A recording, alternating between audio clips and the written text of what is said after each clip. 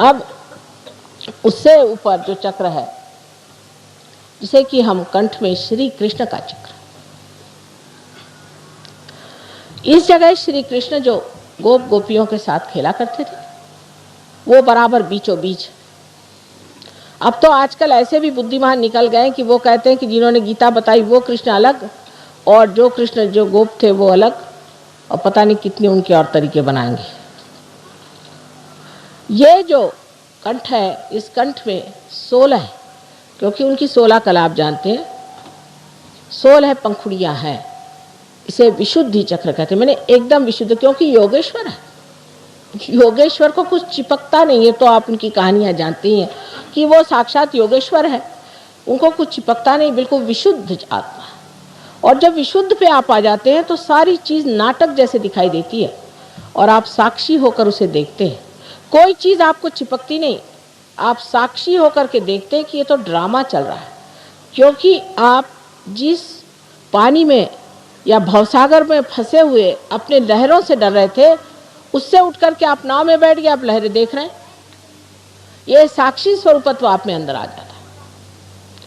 जैसे ही साक्षी स्वरूपत्व आ जाता है तो आप सारी सृष्टि को एक साक्षी होकर के देखते हैं और आप पर किसी चीज का असर नहीं आता।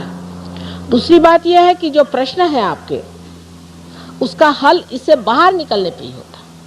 जब तक आप उसमें उलझे हुए हैं, आपके प्रश्न कभी ठीक हो ही नहीं सकते। उससे जब आप बाहर निकल आते हैं, तभी आप इस प्रश्न को ठीक कर सकते हैं।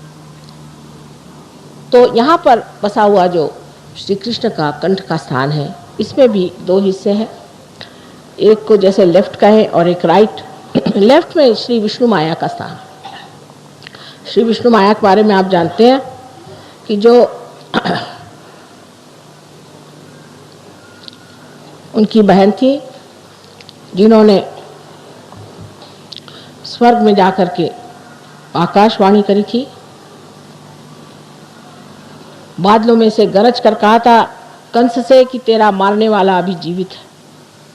वही आकाशवाणी आज भी कार्य करती है, जो बिजली है ये भी कार्य करती है।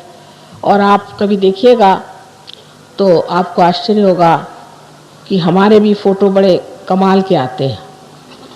और जो ये कैमरा जिसे हम सीधी सादी चीज़ समझते हैं, इसने ऐसे ऐसे हमारे फ़ोटो निकाल दिए हैं कि आप हैरान हो जाइएगा। यहाँ तक कि बादलों में तक हमारे फ़ोटो आते हैं।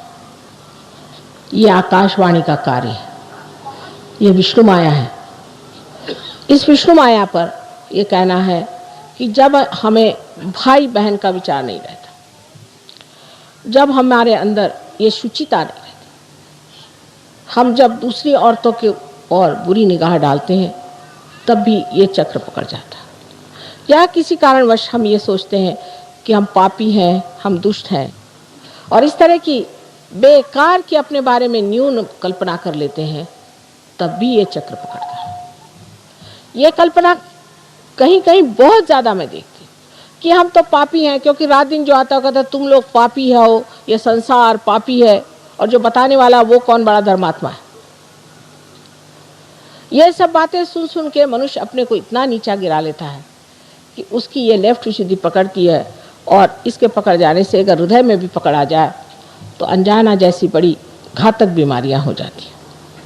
रात दिन कभी पत्नी, कभी पति, कभी घर, कभी समाज, किसी भी औरत में ये हमेशा भरते रहता है कि तुम बड़ी खराब। उस वक्त ये चक्र पकड़ जाता है और इससे अनेक बीमारियां हो जाती, पर सबसे घातक बीमारी इसकी अनजाना की है। दूसरी जो राइट साइड है, उसमें हम जिसे महाराष्ट्र में विट्ठल कहते हैं, और जिसे आप कहिए कि द्वारिका में बसे हुए श्री कृष्ण जहाँ राज्य कर रहे थे, उनका स्थान है।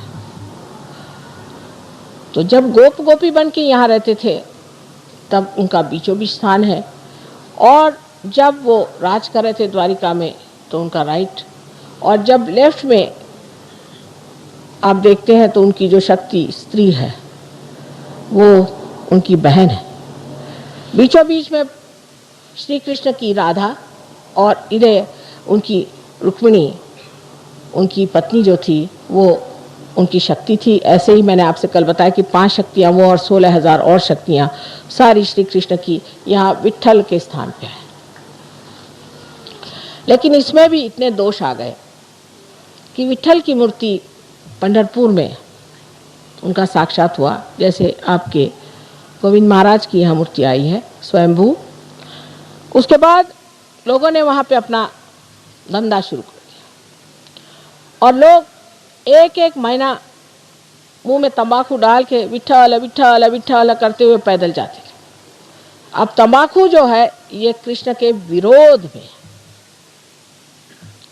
उनको बिल्कुल तंबाकू नहीं पसंद। जो लोग तंबाकू खाते हैं उनका ये चक्र खराब हो जाता है, या जो तंबाकू पीते हैं उनका ये चक्र खराब हो जाता है और इसीलिए उनको कैंसर की बीमारी होती है।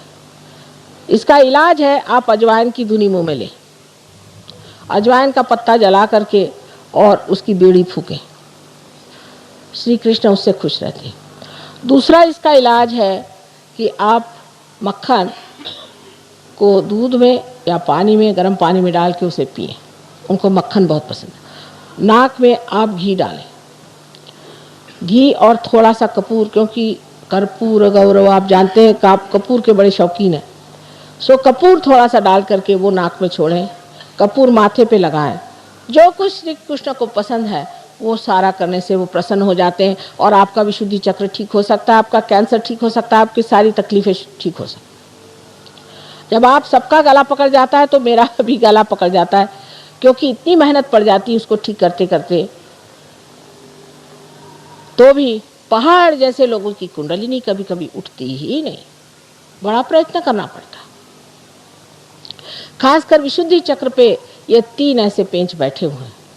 उसमें से ये कि जो लेफ्ट विशुद्धि है, अगर मंत्र वगैरह किसी गलत गुरु से लिए हैं और बक रहे हैं उसको सुबह से शाम तक, तो वो मंत्र भी पकड़ जाते। इन सब चीज़ों के लिए उसका इलाज सहयोग में हर एक का मंत्र रूप भी है, आसन रूप भी है, और भी कुछ उसके साथ में थोड़ा बहुत जैसे पानी, जल या चीनी, इस तरह की चीज़ें दे करके किया जा सकता है।